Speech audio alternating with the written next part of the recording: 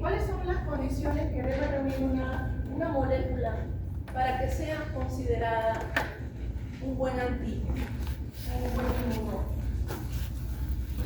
Primero debe ser reconocida como extraña por nuestro sistema inmunitario.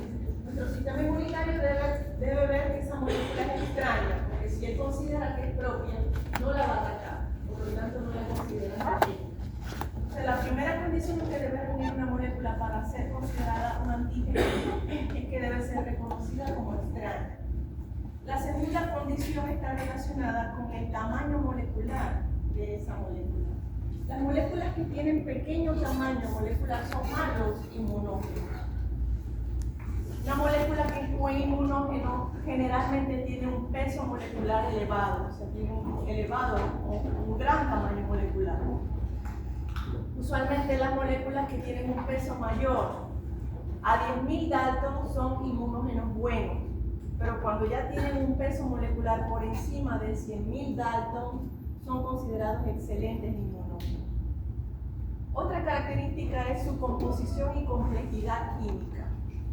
Una molécula que simplemente sea la repetición de un aminoácido o la repetición de una molécula, que es lo que conocemos como homopolímero.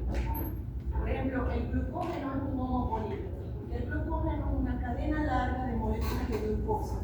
Es la molécula de glucosa que se repite, se repite, se repite. Entonces, el glucógeno es un homopolímero. El glucógeno no es un buen inmunógeno, porque es un homopolímero. Generalmente los buenos inmunógenos son moléculas que tienen complejidad estructural, es decir, que tienen varios aminoácidos en su estructura. Si tienen anillos, mucho mejor, porque mientras más complejos molecularmente sean, mucho mejor inmunógenos van a ser. Otra característica es la degradabilidad. Aquellas moléculas que sean susceptibles a la degradación o al procesamiento antigénico, mejor inmunógeno será. Una molécula que sea susceptible a ser degradada por una célula presentadora de antígeno y represada en forma de péptido es una molécula que es considerada un buen inmunógeno. Y finalmente, dentro de las biomoléculas que conocemos, las proteínas son las moléculas consideradas mejores inmunógenas. Después de las proteínas tenemos las combinaciones que pueden hacerse con proteínas, como por ejemplo glicoproteína, lipoproteína. Luego están los carbohidratos y finalmente los lípidos, en ese orden decreciente. Entonces tenemos aquí que los mejores inmunógenos son considerados las proteínas y los inmunógenos menos fuertes, digamos, más débiles, son los lípidos en la naturaleza. ¿Okay? Otras características que pueden influir en la inmunogenicidad de una molécula son el genotipo del receptor. ¿Qué quiere decir eso? Que cada individuo responde de manera diferente ante un antígeno.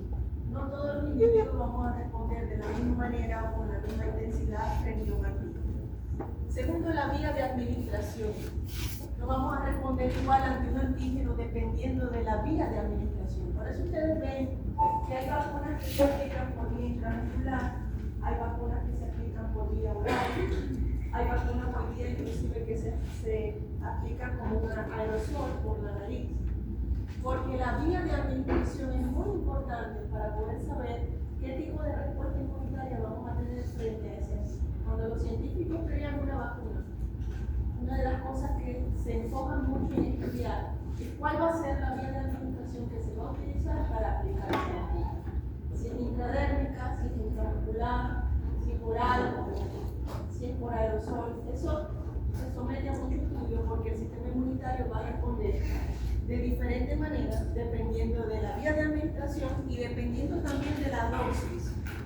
Cuando se saca una vacuna, digamos ya está lista para la comercialización, otro elemento que se estudia muy bien es cuál es la dosis de antígeno que se le va a inyectar a esa persona.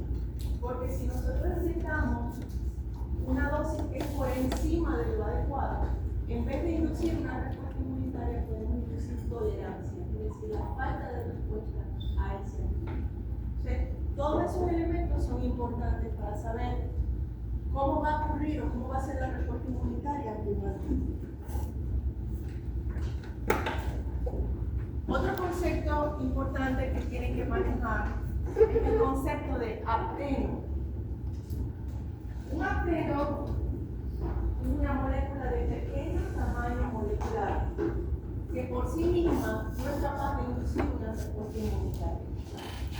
Vamos a traducir qué es lo que acabo de decir. Fíjense, les acabo de decir, un apteno es una molécula de pequeño tamaño molecular que por sí misma es incapaz de inducir una respuesta inmunitaria. Un ejemplo típico de un apteno es una hormona. Las hormonas son moléculas de muy pequeño tamaño molecular. Otro ejemplo son las citocinas, que les he mencionado que son similares a las hormonas desde el punto de vista de su biología.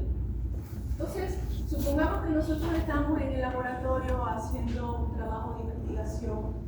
Nosotros queremos desarrollar un anticuerpo contra la insulina, que es una hormona.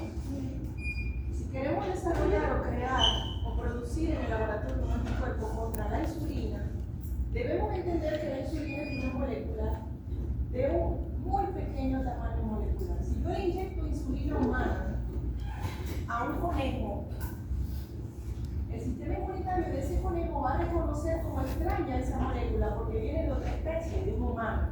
Y debería, teóricamente, el conejo producir anticuerpos contra la insulina humana. Pero no es así tan sencillo porque la insulina es un apteno. Por sí misma no puede desencadenar una respuesta inmunitaria. Entonces, ¿qué es lo que hay que hacer en el laboratorio? Unir la insulina a una proteína transportadora, a un transportador proteico. Al unir el apteno, que es la insulina, a un transportador proteico e inyectárselo al conejo, ese conejo va a producir anticuerpos contra la insulina, anticuerpos contra la proteína transportadora y anticuerpos contra el complejo formado por la insulina y la proteína transportadora. ¿Okay?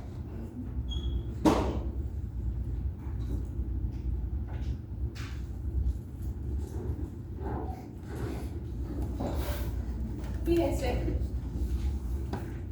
quiero hablar sobre algo acá. Si estamos en el laboratorio y estamos analizando una sangre periférica de un paciente y vemos en ese frotis linfocitos, con ver ese linfocito yo no puedo decir en presencia de qué linfocito es. Yo no puedo decir si eso es un linfocito B, no puedo decir si eso es un linfocito T, tampoco puedo decir ni siquiera si es una célula NK, que es muy similar estructuralmente a un linfocito. Y eso es porque los linfocitos son morfológicamente indistinguibles, pero funcionalmente sí son completamente diferentes. Partiendo del hecho que maduran en órganos distintos. Los linfocitos T, recuerden, maduran en el timo. Los linfocitos B maduran en la médula ósea.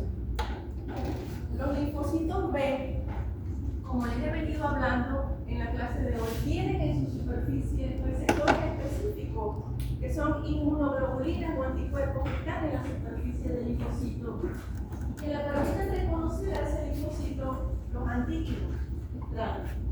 Mientras que los linfocitos T tienen en su superficie otro tipo de receptor, diferente al receptor que tiene un linfocito.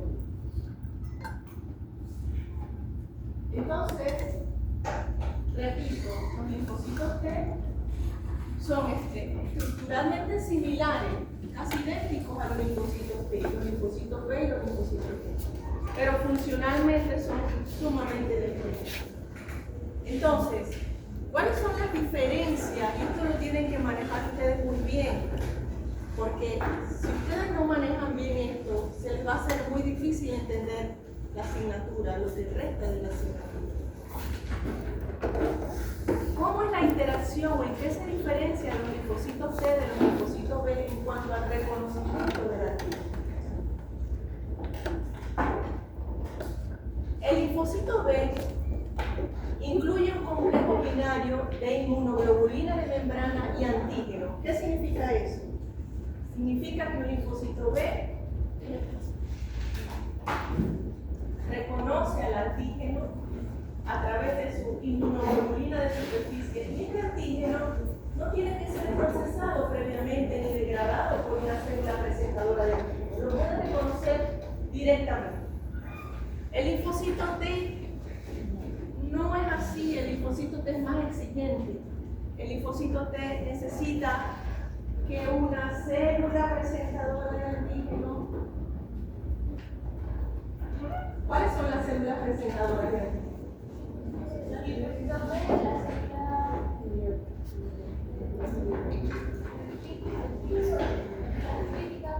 Células dendríticas, ¿quién más?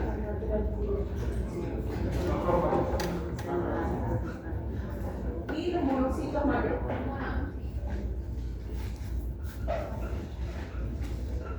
Acuérdense que mientras está en la sangre se llama monocito, pero cuando sale del vaso sanguíneo y va a los tejidos se llama macrófago. ¿Okay? Y dependiendo del tejido donde esté, va a tener un nombre distinto. ¿Okay? Entonces, una célula presentadora de antígeno capta el antígeno, lo incluye en su citoplasma, lo capta por fagocitosis o por endocitosis, lo degrada, lo transforma en pequeños péptidos y lo reexpresa en su superficie acoplado a moléculas del complejo principal de histocompatibilidad. ¿Para qué? Para ponérselo en bandeja de plata a un linfocito T. Porque si no es así, el linfocito T no lo reconoce. Entonces, esta es una gran diferencia entre la biología de un linfocito B y la biología de un linfocito B. Eso lo tienen que tener muy claro. El linfocito B se puede unir a un antígeno soluble. Si este antígeno está libre en la sangre, supongamos que es una partícula viral, supongamos que es una toxina, el linfocito B lo puede reconocer y se puede unir a ese antígeno. ¿El linfocito T puede hacer eso? No, el linfocito T requiere este procesamiento previo para poder reconocer a ese antígeno. ¿Usted dijo cuál era el requisito? El linfocito B requiere la participación de moléculas del complejo principal de histocompatibilidad. No.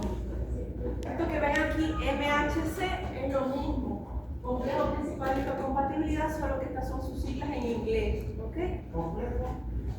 Principal de histocompatibilidad. Complejo principal de histocompatibilidad. Ahora, una célula T requiere la participación de moléculas del complejo principal de histocompatibilidad.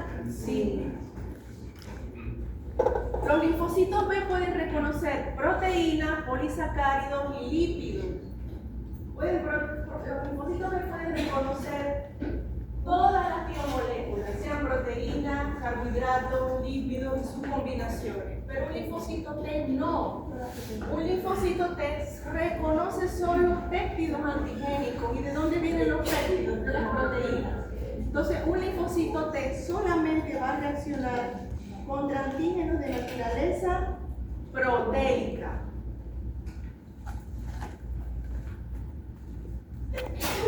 Un linfocito B puede reconocer tanto epítopos conformacionales como epítopos lineales, pero un linfocito T solamente va a reconocer epítopos o determinantes antigénicos lineales. ¿Ok?